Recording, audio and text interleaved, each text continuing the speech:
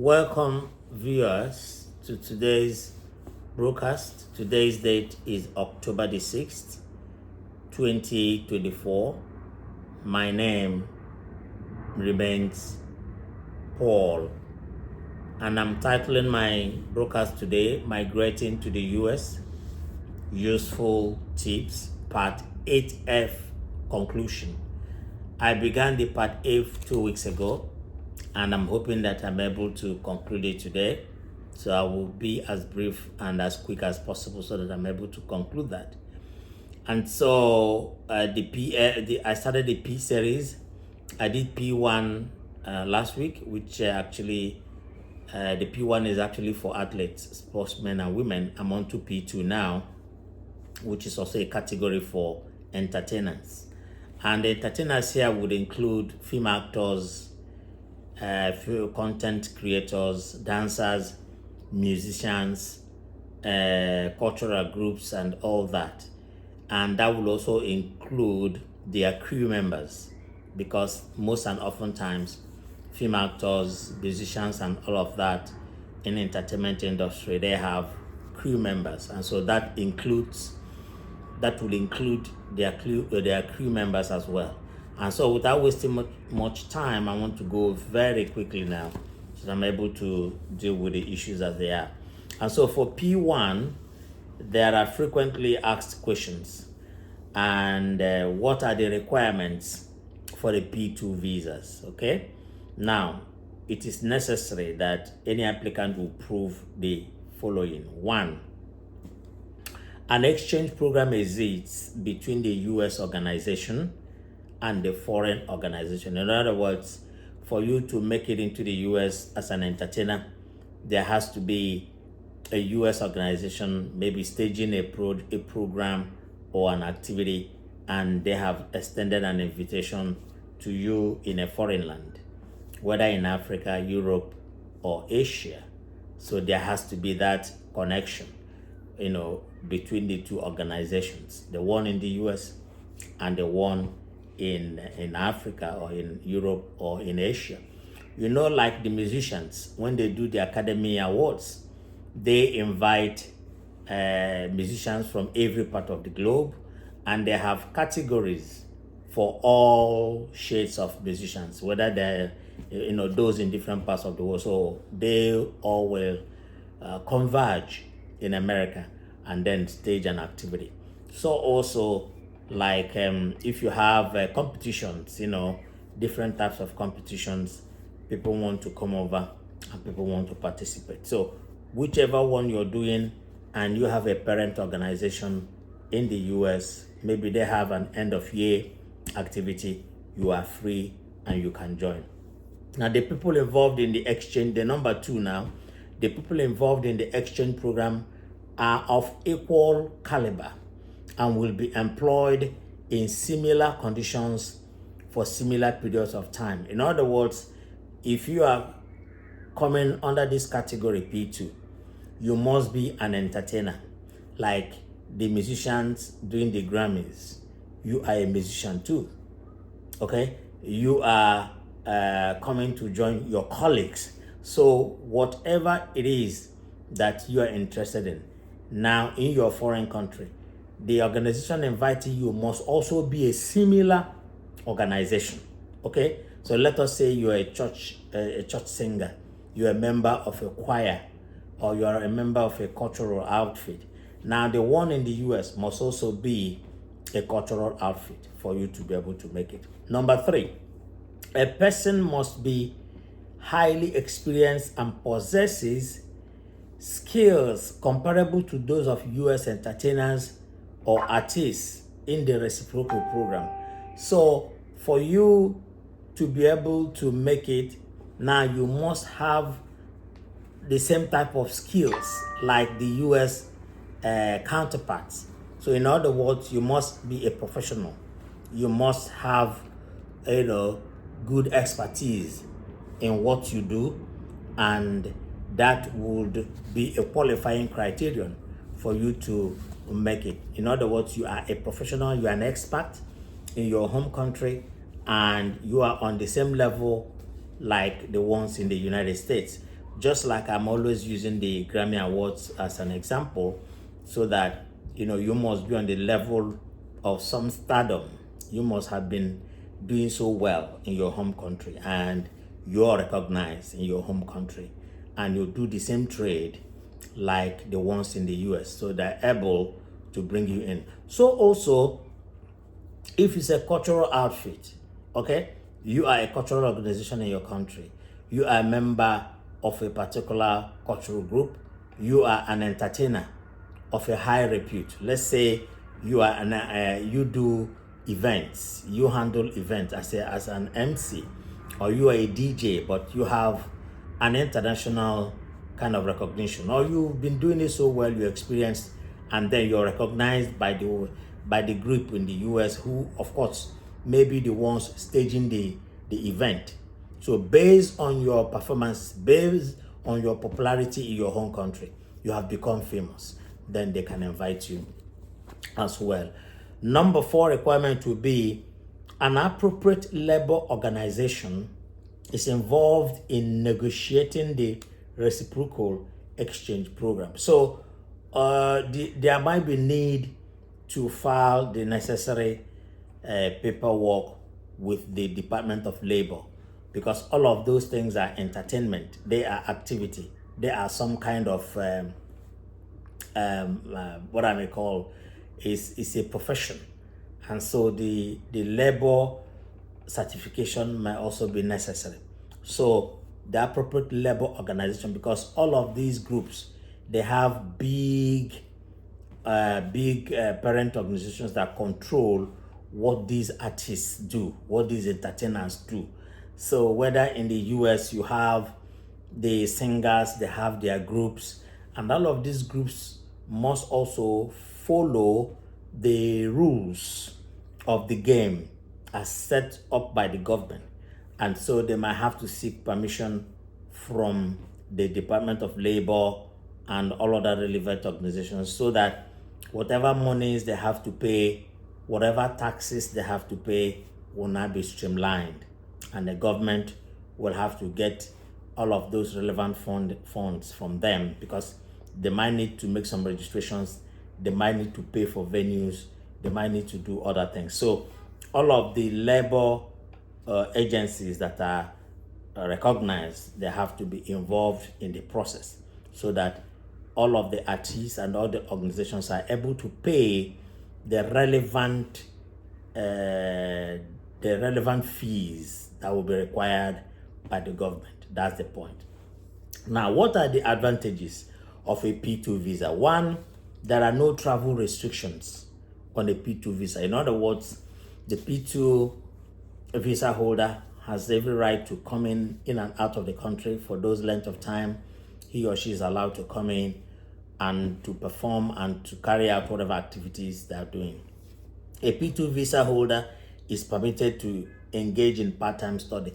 A P2 visa holder can also engage in a part-time study. Remember, the P2 visa is also under non-immigrant visa category, and that is the series I've been dealing with, the non-immigrant visas. That's what I've been talking about.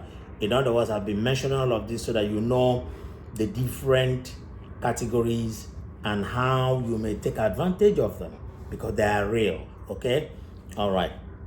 The third one will be, the third advantage is that the dependents of a P2 visa holder are allowed to engage in full-time study on P4 visa. In other words, the holder of a P2 visa is allowed to bring in dependents, and the dependents can also engage in full-time study. But for them to do that, they have to make the necessary applications, and I think that comes under P4, as the case may be, the dependents of the P2, so they can engage in full-time study. Then the fourth one is the spouse and the unmarried children of the P2 holder are permitted to enter into the United States under a P4 status.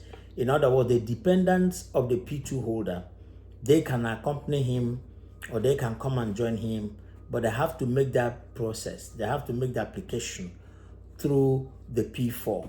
They have to make the application through the P4. And that opportunity is actually for the under 21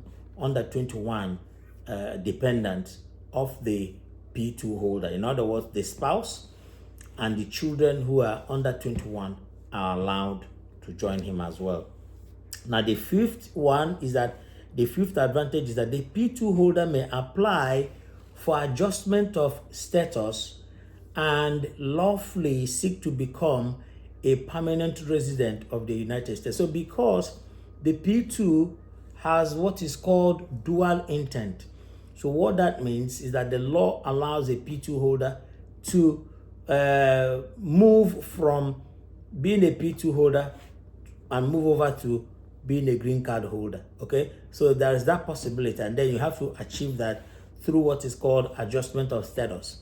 So once you make the application to adjust your status, now you follow the due process, and then you can be issued with a green card. So it's important to note that a good number of all of these other categories, come with such opportunities.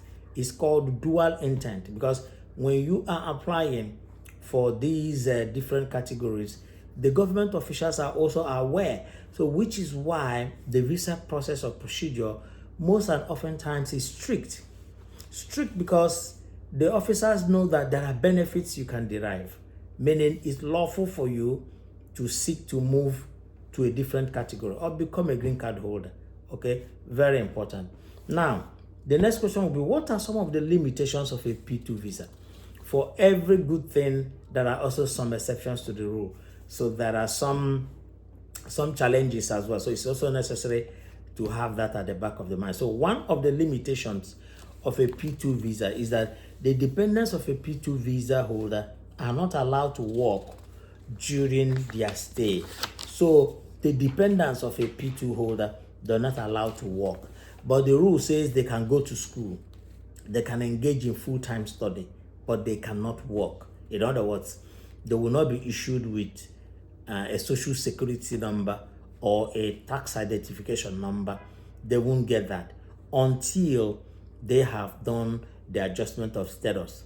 Okay, that is the only time they are allowed to work. So it takes quite a little bit of time for them to achieve that. Now, how long are P2 visas issued for? A P2 visa for artists or entertainers is valid for a time period required to complete the event, activity, or performance, but it should not exceed 1 year. So that P2 visa allows the holder to stay up until the events are concluded. It depends on how long it is, but from the rule now, it should not exceed 1 year. Okay. Now, on a P2 visa, the applicants are permitted to extend the period of stay in the United States. Extensions may be authorized in increments of 1 year for the performers to complete the event or activity for which the visa holder was admitted. In other words, they can be allowed extensions 1 year at a time, and that would allow them or help the holders to conclude or complete whatever programs they came in to do. All right. Now, what is a P3 visa? It's called culturally unique programs. The P2 visas are actually designed for cultural events. Now, it says a P3 visa classification may be accorded to artists or entertainers individually or as a group. Now, the P3 can be given to artists singly, that in other words, individually, or single per person individually, or it can be given as a group to the entertainers or artists who are coming to perform. Now, in the US, now for the purpose of developing, interpreting, representing, coaching, or teaching a unique or traditional, ethnic, folk, cultural, musical, theatrical or artistic performance or presentation. So this P3 is for cultural groups. You have a cultural group in your hometown, wherever you come from in Africa. Now the P3 allows that cultural group to come to the US to perform, and they can use it as an exhibition. They can use that performance to teach. Okay, it says the P3 visa classification may be accorded to artists or entertainers individually or as a group coming to the US for the purpose of developing, 1, interpreting, 2, representing, 3, coaching, 4, or teaching a unique or traditional ethnic, folk, cultural, musical, theatrical, or artistic performance or presentation. So that could be a local presentation for a particular group of people. And so that is exactly what most groups ought to be doing, because I've had situations where you had groups from some African countries who come in and they want people to come and be part of their cultural display at the end of the year or whenever they're doing it. So sometimes some of these people will just go and apply for a standard B1. No. P3 allows such applicants to actually state that they are coming for a cultural event, but they must have to prove what their involvement will bring to the occasion. They have to say or tell the visa officers that, look, they are coming, will spice it up. They hold certain positions in the group back in their country, and so they're coming to join their sister organization here to make it better and to also teach them new ways and new formats, and also whatever new that has happened in the past year or for some time. So they need to showcase what the new improvements would have been, or that would have occurred over the time. So very important. Now further, someone coming to the US to participate in a cultural event or events which will further the understanding or development of the act form. The program may be of a commercial or non-commercial nature. So the P3 is actually for cultural programs. You come from a particular village, you want to come to the US and showcase how you guys do a whole lot of things. Now the rule says you are permitted to do so. It could be for commercial reasons. In other words, it could be for promotion and you're going to get money or get paid, or just for educational purposes, or just for entertainment, or just for promotion. Okay, so all of the cultural groups, very particularly I want to speak about the ones I know because I come from Africa, and then there are so many cultural groups in Africa. So those cultural groups under P3 can come in to showcase what the talents they have, and be able to boost their own countries, be able to showcase what the cultural endowments they have in their home countries. That is allowed under the law. Okay. Now, what are the frequently asked questions about the P3 visas?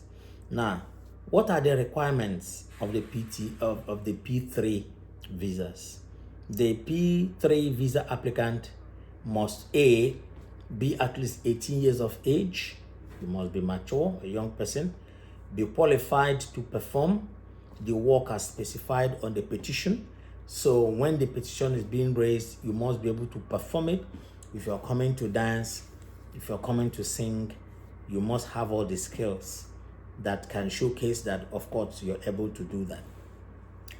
3, communicate effectively. You must be able to communicate either with the officers at the embassy or with the authorities who are in charge of the whole process. You must be able to communicate what your intentions are and why you want to come to the US to showcase that particular act or to do that entertainment. Now, The fourth one is have not resided in the United States during the last year before arrival on a P3 visa. In other words, you wouldn't have lived in the US in the previous year before coming to the US for that particular program. In other words, that very opportunity you are seeking will be like your first time of coming to the US. Now, what are the privileges of a P3? Now, the visa holder may, one, enter the US and perform for payment or prize money. So you can come in and perform for prize money. You get money just to be part of the competition and all that. So you are allowed to do that. 2, engage in part-time study. You can also engage in part-time study. 3, apply for visas for accompanying essential support personnel. In other words, cultural groups, they travel in groups. So your group will be allowed to come in with you. Apply for P4 visas for dependents. You can also apply for your dependents on a P4. That one is for dependents. Now, what are the limitations of a P3? 1, the visa holder may work only for the employer that sponsored them. You can only work for that particular specific sponsor that brought you to the US. Number 2, the P3 visa holder cannot be approved until the appropriate labor organization is consulted by the US CIS. In other words, before you can be allowed into the country on P1, now the appropriate labor certification, labor approval must be gotten from the appropriate government labor agency. In other words, the labor agency in charge of that particular kind of activity in the US must be able to approve it. Approving it means that the labor organization, the labor department is saying, okay, we need it, it's good for the country, and then because you have to prove why you are seeking the visas, and that is where the labor department will come in to look at what the program will bring to the United States. And also, the dependents are allowed to stay in the US with you. However, they may not work. Your dependents are allowed to come, but they may not have the opportunity to work in the US. Now, you have the P4. The P4 is for spouse and children of a P visa holder. Now, you have the P1, you have the P2, you have the P3, and all their dependents will follow them under the P4. So if the P1 visa holder, the P2 visa holder, the P3 visa holder, they want to come in with their spouses, their children, they can only do that on a P4 application. Okay? Now, P4 visas are for the spouses and children of P1, P2, or P3 visa holders who wish to visit or accompany the principal visa holder in the US. In other words, they are coming to the US with a principal visa holder. Okay? Now,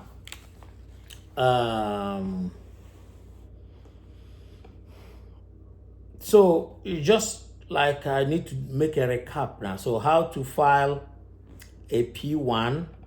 To file for a P1 visa, the US employer or agent or sponsor must file a Form I-129 petition for a non-immigrant worker with the US Citizenship and Immigration Services on behalf of the applicant. So there has to be a Form I-129 for petition for a non-immigrant worker, and it has to be submitted to the USCIS.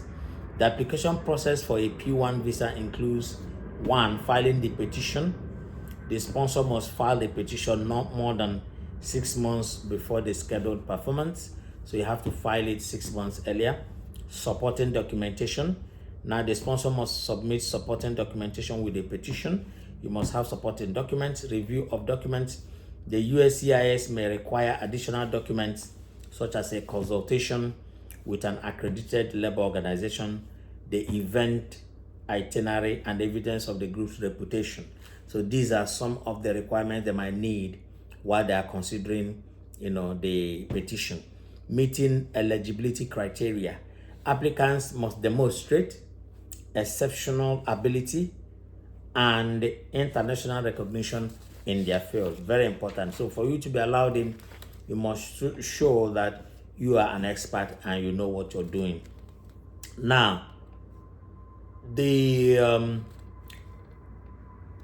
are different types of P1 visas, including P1A for athletes, P1B for entertainment groups, and P1S for essential support personnel. Now, P1A for internationally recognized athletes or athletic teams coming to the US to compete in an event of international standing. The P1B for outstanding entertainment groups coming to the US to perform. P1S, as in sugar, for essential support staff such as coaches, managers, referees, and trainers who are accompanying the P1 athlete or team. Okay, so these are the sub categories of the P1. All of them are just in that group. All right. So in the case of P1, P2, and P3 visas, your sponsor is required to file a petition, I said it before, from I-129 on your behalf with the U.S. Citizenship and Immigration Services, and should contact them for further information. Now, how much does the P1 cost? The cost of filing on a Form I-129 petition for P1 visa is over $1,000 or over $500 if filing as a small employer or non-profit. So there is also an additional fee of about $200 to file from DS-160 in your home country. Okay, it says how. Okay, so generally, once you are interested in this particular category, I know that the visa specialist is able to tell you all of the procedure for it. But it's important also to mention in conclusion why and how or the reasons that the P1 visas or any of the categories can be denied. What are the reasons that may lead to denial? One, criminal history. If the applicant had been convicted either in his home country or in any other foreign land, but that conviction came to light during the interview or during the investigation processes. Two, fraud and misrepresentation. In other words, the applicant lied about so many other facts and the documentations were not appropriate. Three, inadequate documentation. In other words, you are required to bring certain documents and you are unable to bring them. So those ones are automatic disqualification and denial. Poor visa interview. We are not able to explain the reasons for the trip, what it will benefit you, or the contributions you think you have to make either to your country or to the US. Common types of visa denials. Well, the visa can be denied for so many other reasons apart from these ones mentioned, and at such interviews you will be notified sometimes why the denial and all that. Now, fraudulent documents. Now, if your documentations were fraudulent, fake, you manipulated them, and during investigations and it was discovered that they were fake, of course you'll be denied. Lack of eligibility. In other words, you don't qualify, because before you make any application, whoever is supporting you, your immigration attorney or specialist, must be able to let you know whether you fall into the eligibility criterion, the bracket. There are certain things that prove eligibility and you must prove them. Okay, now missing evidence. Now, if you're required to present certain evidence like the letter of invitation from the parent company or from the parent company sponsoring you, that is in the US, you're not able to get any letter of invite from them, you don't have your statement of account, you don't have any letters of reference that might be important, then you consider that those things are most likely to lead to denial. Last but not the least, worked in the US illegally. So if you worked in the US illegally without permission, you had been in the US earlier on without permission, and then all of those things come to light, they lead to denial. I want to thank you for listening. I want you to share, I want you to comment, I want you to like. You can reach me on my DM, you can send messages, you can also call in. I want to thank you for all your support, and I know that you keep sharing. Follow me on Facebook, follow me on TikTok, follow me on Instagram, and follow me on YouTube. Thank you so very much for your time. Until I come your way again, I remain your very good friend, Paul. Thank you, and bye for now.